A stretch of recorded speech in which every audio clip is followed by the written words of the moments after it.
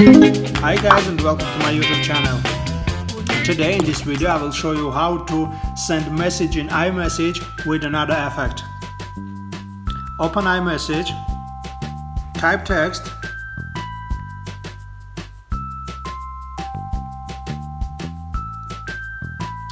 press and hold sending button, and here we will see bubbles and screen. You can type your name for look effect.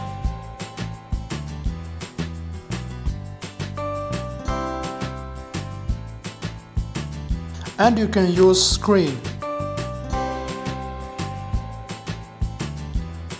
Swipe to left for next screen.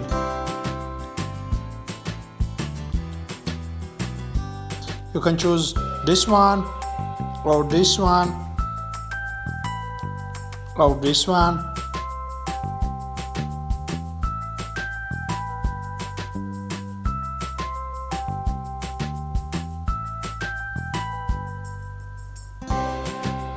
Choose effect and tap to send button.